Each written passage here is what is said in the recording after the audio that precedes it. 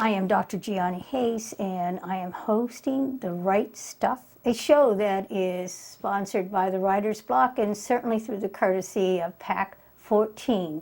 And we are grateful to PAC 14 as well as wanting to wish them a great 10 years that they've had, and we'd like to see them for another 10 years. My guest today is Andy Nunez, who is an author, and we are going to talk about some of his recent works, especially now that Halloween is coming, and we could talk about the types of work that he writes that fit right in with this. So, hi, Andy. Hi, Johnny. This is a perfect time to talk about horror with Halloween coming up. You're right. Well, first tell me how you got started writing and how you ended up in the block.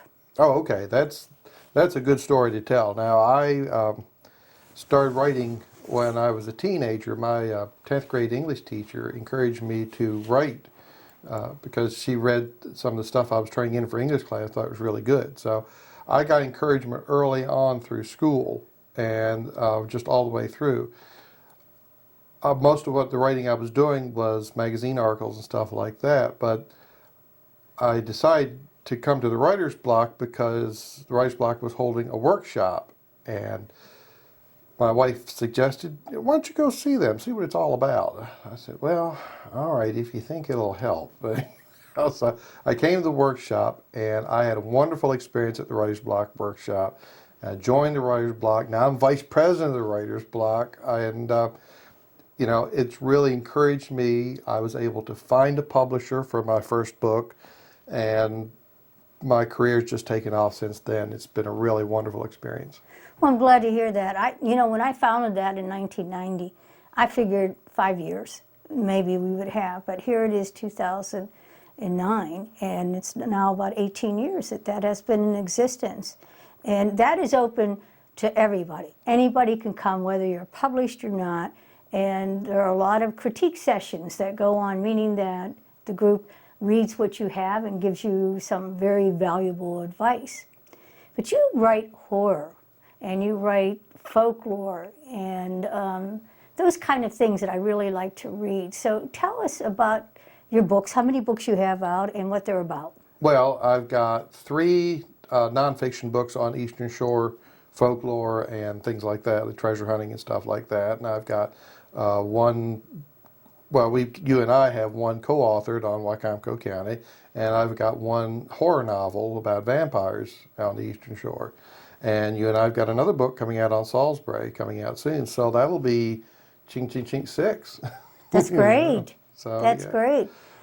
How do you do your research for these very odd things, vampires, even a folklore? How do you go about doing your research? Do you mix the stories with fact, or is it totally fiction? No. There's well, the folklore series, of course, are all factual in nature. But for my novel I wrote, which was about vampires, now, of course, there really aren't any vampires here on the Eastern Shore, as far as I know, but I was always a big fan of shows like Dark Shadows and things like that. So I had a big body of vampire literature that I'd been reading. Plus, I did a lot of research, both at the local library, and I picked up a few books along the way. But, I've always talked on the show here, and that Stephen King said, write about what you knew. Well, I knew a lot about vampires, and being from the Eastern Shore, I know a lot about the Eastern Shore. So it was natural to me to try to combine the 2 elements. And it was kind of an interesting story. I mean, you've got the Eastern Shore setting, which is laid back and outdoorsy, but you've got, vicious horror going on in the midst of a rather sleepy community. So it turned out to be a good combination. Do you do your research first and then create the story, or do you have a story in mind and you've laid out, the outline or the scenic parts of it, and then write from there? Well, I get an idea that I like. I think about it and I'm like, this would be an interesting situation. How would I put this into a book? Then I go ahead and do the research to kind of give it a firm foundation. Because I'll tell you, one thing that always grates on me, and maybe I'm picky, is if I'm reading a book and somebody's got their facts wrong.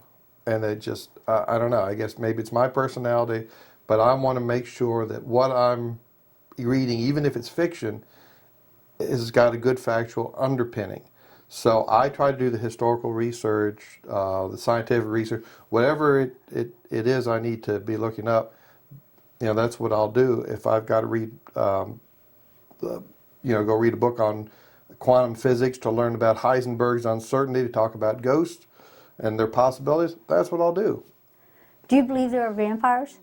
No, not real vampires. No, I don't think so. I think but I do believe that there are people who sincerely not only believe in vampires, but believe there are vampires. Yes, I think it's a psychological thing with them. And there's quite a few. There's big vampire communities in places like New York City where they sincerely believe that they are vampires. Do you believe in werewolves? No, I don't think so. My research on werewolves has determined that a lot of it, again, was psychosis, and a lot of it was caused by certain rare diseases of the skin, and just some genetic stuff. And people in those days, they were scared. They didn't understand the world around them like we do today, and they had a lot of things to be afraid of, and that's how these things get started. Well, that's interesting because they did a story on this whole thing about werewolves, and what they showed were people who have a disease, and it's hair that covers both men and women, children. It covers every inch of their body, and the community, ostracized them because they thought they were some kind of a monster. Right. There's a famous fellow from the 1600s, I believe. His name was Gonsalves. He was from either Cape Verde Islands or the Canary Islands, and he looked like Lon Chaney and the Wolfman. I mean, that was his condition, and his children had the same condition, and they were just completely hairy. He looked like a Bigfoot or something, but he was well known, and there's a portrait of him and children in Castle Ambras in Vienna, where you can see it. You can go there and see it today, right next to Vlad the Impaler's portrait. So you mentioned Sasquatch. So that leads to the question: do you believe there are Yetis or Sasquatch? Well, I've been looking into that for a while too, and there's a lot of tempting evidence that things like Bigfoot are possible. The problem is we don't have a lot of real convincing evidence. So, you watch shows like Monster Quest and Destination Truth. Yeah, I watch those, and things like that. And it's real tantalizing. It's like you're almost right there, and then maybe not quite. But I don't want to discount the possibility that these things exist, because there's a lot of areas that you just can't look in every nook and cranny. It's like the Himalayas and the Yeti. I was reading a perfectly normal textbook on prehistoric animals last night, for example, and they were talking about the prehistoric ape Gigantopithecus. And, this text said, well, we're not sure if it died out or not. That there's people seem to think in the Himalayas that what they're seeing and what they're calling is the Yeti is the Gigantopithecus ape. So who knows? It's possible. Okay, so you write about these types of things, and you also write about ghosts, and I think that's very interesting, and I wanted to know how you do that research, where you've gone to get the information, and how much of it you believe in. A lot of research that I've done is through the folklore books that have been written previously, and other reports that other people have written about. But after I wrote my first book that had ghosts in it, which was Mysteries of the Eastern Shore, which had a section on ghosts along with other Eastern Shore creatures Bigfoot-like creatures that have been seen, sea monsters, and et cetera, stuff like that, and UFOs. I wrote about some of the more popular ghosts here on the Eastern Shore, like Big Liz, JJ Snow Hill Inn, things like that, and a few people's experiences that I talked to over the years that have had haunted houses up and down the Eastern Shore. But after that book came out, and I'd go to various shows and talk to people, and they'd start telling me their stories and their experiences with either the same ghosts that I'd written about or their own ghostly encounters. And, it just started to build into another volume, which is when my third nonfiction, Ghosts of the Eastern Shore, came out, which is, the whole book is just about people's ghostly encounters. And since that book has come out, it's snowballed into enough stories that I'm going to have another book on ghosts coming out as soon as I can get around to writing it here. But not only has this ghost phenomenon kind of bloomed in the last couple of years with sci-fi shows like Ghost Hunters, but there are several ghost hunting groups that have sprung up here on the Eastern Shore that I've been in contact with, and they have got some really, really good stuff going on. Have you ever seen a ghost? No, I've not seen a ghost myself. I've been on four ghost investigations now in the last 3 or 4 months. Have turned up some unusual things, but as far as an apparition actually appearing like you see in the movies, no, I'm sorry, it hasn't happened yet. When you go into homes or places that are haunted, do you feel that, or is it another place that's old and just in shambles? It depends. The only, some people are more sensitive to these things than others. I'm learning as I do the research. The only haunted house that I ever had a strange feeling in was when I did an investigation recently with the Peninsula Ghost Hunter Society at Ratcliffe House. And there were 3 of us in the room, and all 3 of us suddenly got this strange tingling sensation from the top of our heads. It went all the way down to our fingertips, all at the same time. It was very strange, but it wasn't associated with anything that you'd call a traditional ghost or anything like that. It was just this weird feeling. Now, I did have a weird thing happen to me at Snow Hill Inn a few years back. Now, folks, most of you here on the Eastern Shore know that JJ haunts the Snow Hill Inn. He supposedly committed suicide on the Western Shore, and his ghost is supposedly still there at his old residence, which is now the Snow Hill Inn. But Johnny, I was with a videographer, and we were outside the building filming the window of JJ's room, and twice the camera cut off. Every time we'd point the camera at his room, it would turn off. Now, JJ's been known to mess with electronic stuff, and I really got frustrated, and I just the camera would point up, turn off, point the camera down, would turn back on, point up, turn off. And I said, look, I said, in the name of Jesus, leave this camera alone. It's exactly what I said. And the camera stayed on after that. We didn't have no problems. It was very, very weird that happened. Then I went back and did a TV interview the very next year with Channel 47 after the book came out.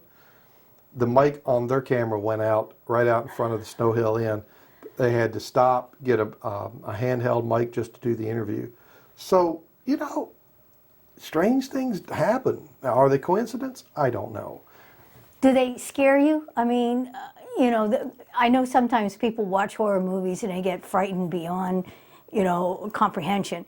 But you're right there in the midst of everything. You're in haunted houses. You're doing all kind of things that certainly would place you in a situation of maybe danger if they really do exist. So have you ever been afraid or ever felt that, gee, I better get out of here? Well, I've never felt like I had to run screaming for my life, let me put it that way. But, I really felt some apprehension when I was at the Snow Hill Inn recently on an investigation, just because the place was deserted. It was dark. It was 10 o'clock at night, and it just felt creepy. Even though nothing really unusual happened, it just felt really creepy. The closest I came to really being, I guess what you'd call scared, I was investigating an old church site on Snow Hill Road. There's just a graveyard there now. Or not Snow Hill Road, Furnace Town Road, I'm sorry. Not too far from the old furnace, where the church that sits at Old Furnace now used to be. That's one of those churches they call the Church of the Heavy Bible, where you have this Bible on the pulpit, and if you try to take the Bible, it gets heavier and heavier until you can't get out the door with it.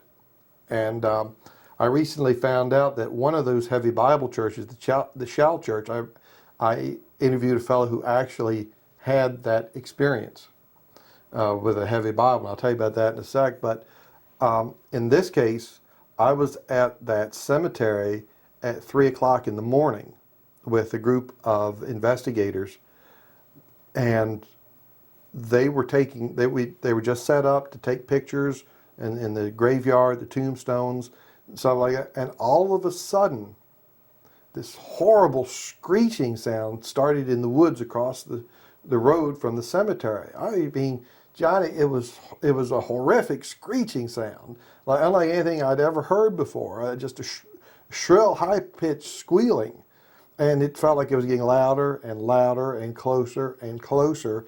And I was like, what could that be? Here we are in the midst of the Pocomoke Forest with all the legends they tell about the Pocomoke Forest. What is this happening? And it was bats. Bats? Bats. I thought that they had a vocal range that was beyond the human ear. It was bats. That would have still freaked me out. It was. I was freaked out, and the people that were with me, they were all young folks in their early 20s. They were all really flipped out. But eventually, you could hear the flutter of the wings. It was bats. So, if you're writing nonfiction and you're writing about ghosts, Right. or any type of, I guess, situation that you can't really give firm research on, how do you make sure that what you're writing, since you can't really talk to a ghost and you can't talk to a vampire, how do you know that it's accurate, that if somebody wants to read it, that they're going to walk away, even if it is fiction, with facts? Well, that's a good question, and it's a tough call. I'm not going to deny that. I mean, what you have to do is you talk to the person that you're interviewing, and you have to look them in the eye while you're talking to them. You've got to look at their hands, read their body language, and just take away what you can from that interview or that experience. Now, I've talked to people, and they're perfectly sincere. I haven't had one person yet who I really felt was pulling my leg. All of them, one guy I interviewed, it was the middle of summer. It was hot, but the goosebumps came up on his arms when he was talking about this experience that he had in his mother's house, where this strange foggy ball came at him out of nowhere. He was scared to death telling me this. He was just literally reliving the experience as he told it to me, and it was showing, just with the goosebumps on his arms. It was so. How can you discount somebody's sincerity when it's like that? And I've had other people tell me about stuff, and for example, Big Liz. A lot of folks here on the Eastern Shore have heard about Big Liz. She haunts the DeCourcy Bridge Road in Dorchester County. Her master told her to take his treasure out in the middle of Greenbrier Swamp and bury it. And she was standing in the hole, and he asked her, he said, do you think anybody's going to come look for my treasure? And she looked up at him, and she said, yes, master, I do think so. And he whipped out his sword and cut her head off. At that moment, her body and the head fell into the hole. And he said, well, in that case, you'll guard my treasure for all eternity. And he buried her on top of the treasure and went off to war, and he died during the war and never claimed his treasure. And people say she's still there in that woods, and because it was a man that killed her, she hates men. And everybody that's had an experience, they've seemed fairly consistent, that they've been approached by ghosts holding their head in their hands, and there's always been a big wind when it's happened, and the stories are fairly consistent. I had one woman, she was on a hayride, was crossing the DeCourcy Bridge when Big Liz came up out of the water beside her, and she described her to me perfectly rationally. She was wearing a ratty black dress and had a blank expression on the head that she was holding in her hands, and her hair was frizzy. And then she's just like... That is creepy. Just like you'd be describing something you saw on television. She was describing this experience perfectly lucid, perfectly rational, with people all around her listening to her describe this to me. So, why would I doubt her sincerity?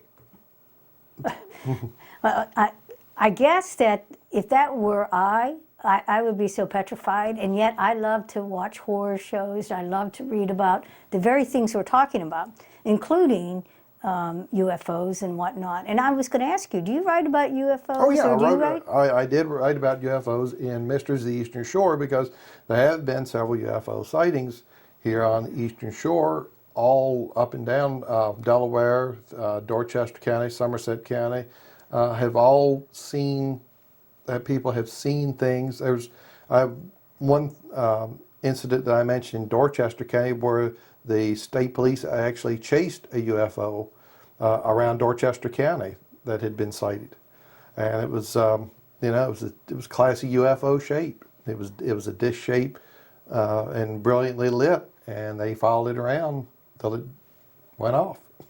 So the names of your books are what then? Well, the first one's Treasures of the Eastern Shore, about treasure hunting, which is, you'll get a lot of history if you like pirates and treasure and stuff like that. Mysteries of the Eastern Shore covers historical mysteries as well as supernatural mysteries, like the plot to bring Napoleon here to the Eastern Shore after St. Helena is in there, and all the classic ghosts are in there, like JJ and Big Liz and stories like that. But there are also other minor things that have happened here on the Eastern Shore, like UFOs, like Bigfoot, like deals with the devil, like even one lady reported a giant panther-like cat here on the Eastern Shore, sea monsters like Chessie and gigantic fish, all things like that. And then the third volume is Ghosts of the Eastern Shore, which is all ghosts.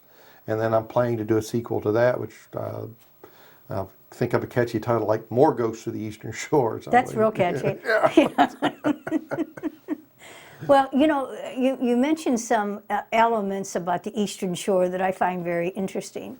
Does your work anywhere include witches or? Yeah. There, and I find that the Crisfield area seems to be I won't say hotbed, but seems to have a number of witch stories associated with that. Even my own family had a witch story that I was told when I was young about a witch down at Crisfield named Aunt Jenny. And they swore if you laid a broom down across the door sill, if it was a witch, she'd pick up the broom. And they did it to Aunt Jenny, and sure enough, before she'd crossed the door sill, she picked up the broom. So they swore she was a witch. Now this is down near Dead Man's Curve down there near Crisfield. So, and one fellow thought he was being hexed by a witch. He drew a picture of her, nailed the picture to a tree, filled his shotgun with silver buckshot, shot the picture, and the witch died. According to the story. Well, in some other countries, especially third world countries, they very much believe in curses. And sometimes when they think their children are cursed, and they don't understand it could be a disease, but they think that the child is cursed, they just totally drop them out of their lives, and these kids have to fend for themselves.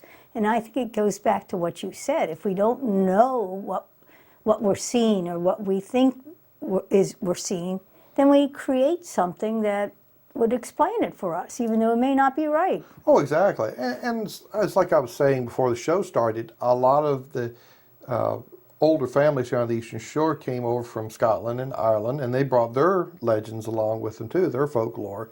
I've run across, creature sites with the same names as you'd find in Ireland, for example, like boggles and things like that they've seen. Hide-a-behinds, all kinds of traditional Celtic folklore creatures have been described, as well as the more local stuff. Where can they get your books? Oh, all over the place. If you can go on the internet, Amazon, things like that. You can get them here locally at some of the independent booksellers. You'll see me at shows. I'll be at the Corn Festival, which we talked about earlier this month, October the 3rd.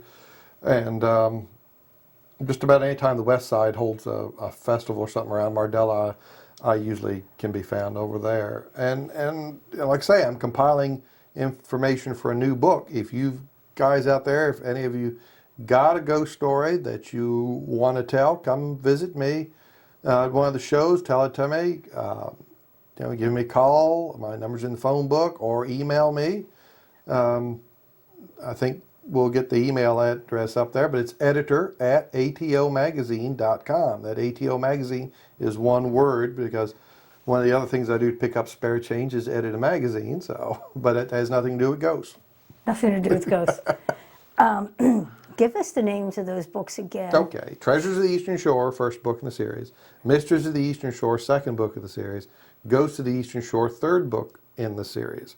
And, you know, folks, if you're really interested in Eastern Shore ghost stories, Ghost of the Eastern Shore covers pretty much everything. There's more Big List stories in there, and there's stories about places in your neck of the woods. Like right here in Salisbury, we have Poplar Hill.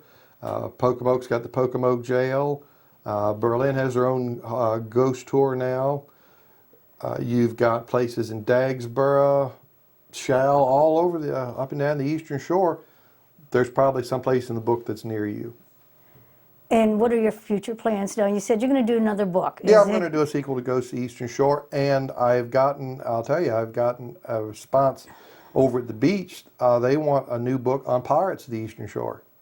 There's never really been an Eastern Shore pirate book. There's been Pirates of the Chesapeake, Pirates of the Delaware, but never Pirates of the Eastern Shore. So I've had a request for that. I asked my publisher what she thought of it, and she thought that was a great idea. So looks like I'm not going to be retiring from writing anytime soon. And then we've got a book on Salisbury that's going to be coming out before Christmas. Well, you know, I always say writing is a curse. You know, and the reason I say that is because you never retire from writing. You're constantly in your head creating ideas and gathering information. And if you don't write, you feel guilty because you haven't done it, even though writing encompasses reading and research. So I don't think you're going to retire anytime, period. Oh, I'm not interested in retiring. I've been doing, you know, I've been writing since I was a teenager. It's just something I enjoy doing. Even when I wasn't making any money at it, I still was doing it. And, you know, if I was going to talk to future generations about writing, I'd say don't stop. You know, just write what you know, read, research. But if you're going to write, and you know, everybody's jumped on the bandwagon these days with the Twilight series, talking about vampires or something I know a little bit about. My daughter's even hooked on vampires now. So you got the Twilight series, you got the Vampire Diaries series, you've got True Blood on HBO. As my publisher said, vampires will never go away. Vampires are sexy. They're always going to be around. But if I want to talk to you guys today about writing about vampires, don't try to write about what's going on now. Try to anticipate what the new wrinkle is going to be a couple of years down the road, and that's what you start writing about, because everybody and his mother is going to be writing Twilight and Vampire Diaries clones. The idea is to get the next wave. Well, it's been a joy to have you here, and you know, I enjoy working together.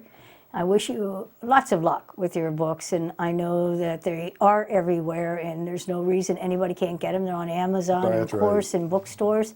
So you have to keep us posted on what your future endeavors. We'll be talking about that again. We'll be back. We'll be back next month. We'll talk about some scary stuff again next month. We'll preview for the listeners here. We're going to talk about apocalyptic stuff next month, I think, and we'll keep you on the edge of your seat. Halloween season.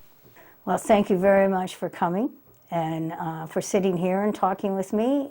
And thank you for watching The Right Stuff.